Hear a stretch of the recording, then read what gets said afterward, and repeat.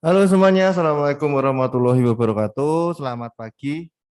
Hari ini kita akan melanjutkan materi yang kemarin. Kita masuk ke bab baru. Bab baru itu adalah sebenarnya trigonometri. Tapi untuk kita masuk ke dalam suatu trigonometri, kita harus mengenal dulu yang namanya sudut dan radian. Nah, kita langsung mulai aja. Sudut. Dalam suatu geometri Euclid, sebuah sudut adalah gambar yang dibentuk oleh dua buah sinar garis yang disebut juga sisi dari sebuah sudut. Nah, sudut juga dibentuk oleh dua sinar yang terletak pada bidang yang memuat sinar. Nah, itu adalah definisi dari suatu sudut. Nah, sekarang kita langsung masuk ke sini. Apa ya sih yang dimaksud dengan ukuran sudut? Pada dasarnya, ukuran sudut adalah merupakan besaran yang digunakan dalam pengukuran sudut. Nah, ketika kalian SD, kalian itu kan hanya belajar ukuran sudut itu kan derajat. Nah, tapi pada umumnya ada dua buah ukuran yang digunakan dalam pengukuran sudut, yaitu derajat dan radian. Nah, satu derajat itu didefinisikan sebagai besar sudut yang dibentuk oleh 1/360 putaran penuh. Konsep ini harus kalian pegang terus. Nah, sekarang apa sih hubungan antara derajat, radian, dan putaran? Cek di sini. Nah, hubungan satuan derajat dan satuan radian bahwa satu putaran penuh itu sama dengan 2pi. Seperti dinyatakan dalam definisi berikut. 360 derajat itu sama aja kayak 2pi radian. Nah, pi itu sama aja kayak 180 derajat. Berarti kalau 2pi kan 2 kali 180, ketemunya adalah 360 derajat. Nah, sedangkan 1 derajat itu sama aja kayak pi per 3 per 180 radian. Nah, kalau di kisaran itu adalah 57,3 derajat satu radian. Satu radian itu. Gitu. Nggak usah, tapi nanti ketemunya tinggal pi radian aja. Nah, next kita masuk ke contoh soal ya. Contoh yang pertama, tentukan besarnya radian dan banyak putaran jika diketahui besar sudutnya adalah 150 derajat. Berarti kita akan mengubah dari suatu bentuk derajat ke dalam bentuk radian dan ke dalam bentuk putaran. Kita lihat dulu.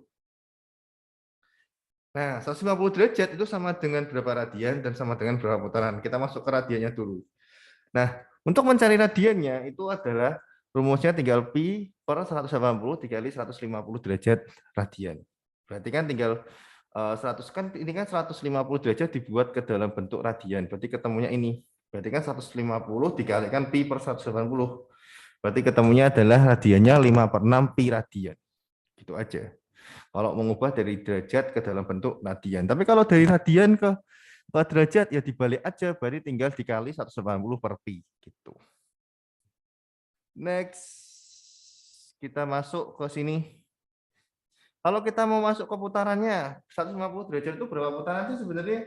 Ya tinggal gini aja, derajatnya berapa per 360. Udah gitu aja, berarti tinggal 150 derajat per 360 derajat. Berarti ketemunya disederhanakan, ketemunya adalah 5/12 derajat seperti ini. Ini tinggal dicoret-coret aja loh ini.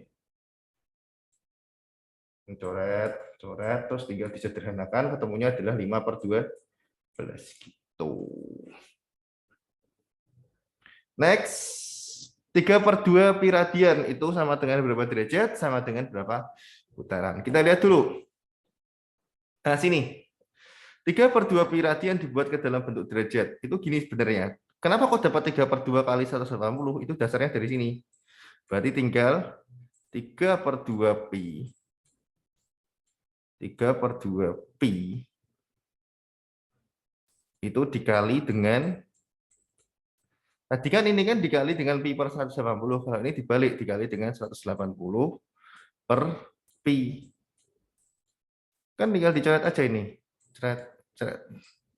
Berarti ketemunya adalah 3/2 kali 180 ketemunya adalah 270 derajat.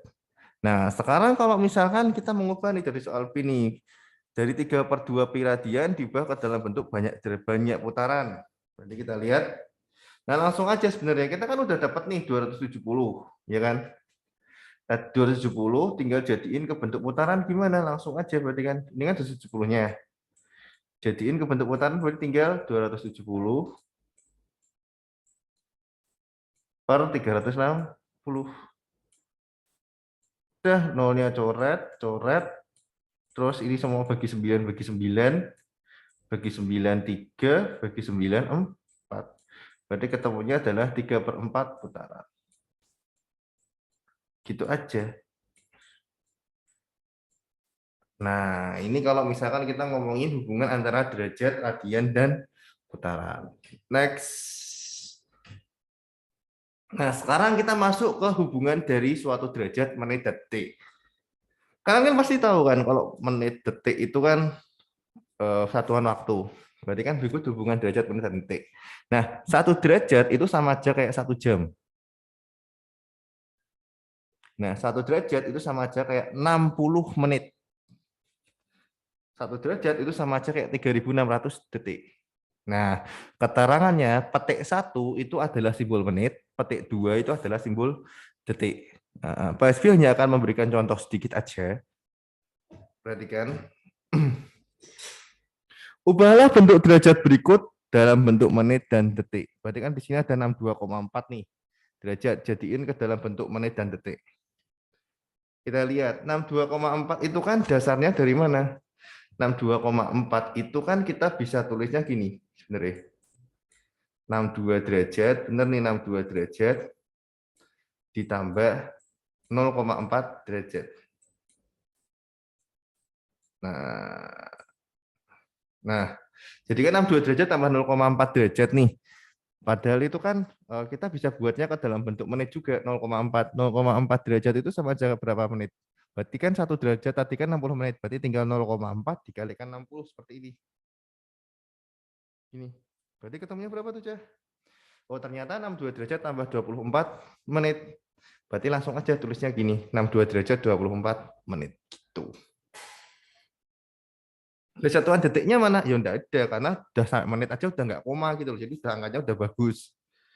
Next, 29,23 derajat. Kalau 29,23 derajat itu berapa? Berarti kan sama aja kayak tadi. 29,23 itu sama aja kayak 29 derajat ditambah 0,23 derajat.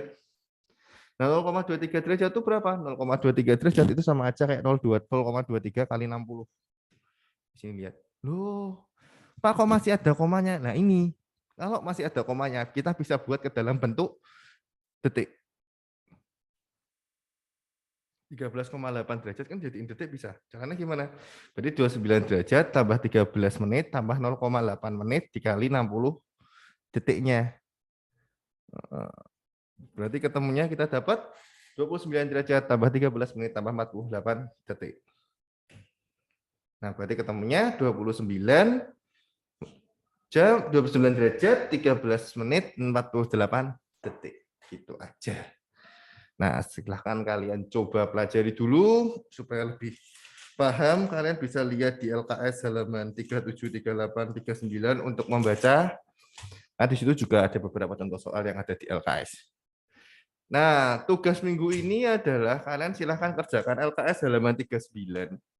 Nomor 1 sampai 5, 1, 2, 3, 4, 5, itu hanya yang B dan D saja. Ingat, hanya yang B dan D saja. Nah, silahkan kerjakan dan kumpulkan di PJJ. Oke, sekian dari saya. Terima kasih.